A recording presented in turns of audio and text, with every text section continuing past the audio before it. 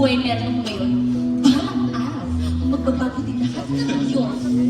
Grabe, Erika, ah. Kasing taas ng takong ng sapatos mo yung pangarap mo, ah. Paul, makinig ka kasi. Oh. Pangarap ko kasing makapag-aral. Tapos, matuto gumawa ng sapatos. Aba, syempre dapat ako ang model. Bagay ba? Oh, bagay na bagay.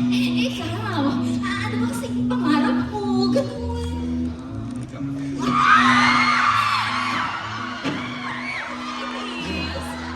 Erika, pangarap pa mo, hindi ko alam yun. Paano mo nagtunong mangarap sa akin, eh. I know, right? Walang S yun. Walang S? Oo. Ito naman, syempre alam ko, I know, right? Walang S yun, Erika. S? Oo. O, edi, I know, right? Wala na S yun, tinagay ko na talaga lahat. Ayun ang gawin ko, wala talaga.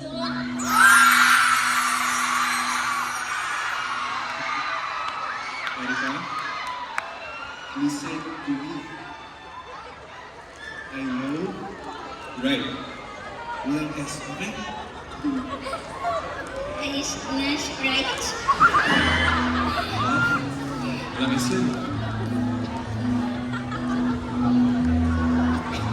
Diba, pangarap mo po yung pamilya niyo?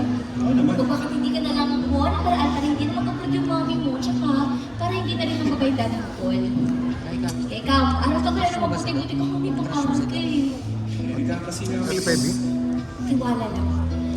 Maabot din natin yun. Diba? Ay, alam ko na. Oh, Mark, pupuntahan tayo.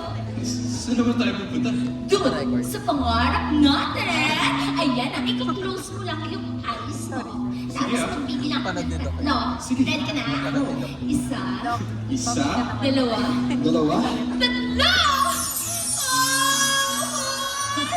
Maganda!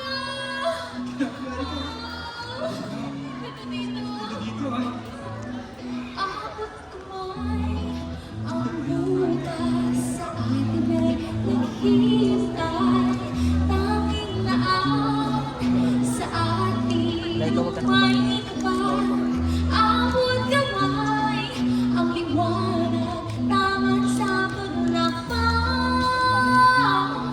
Ay, abot kamay. Paul, ganito kasi yun. Pakinggan mo ko, ha? Sige, Erika. Pangarap kong buhay, umasenso't maging malaya.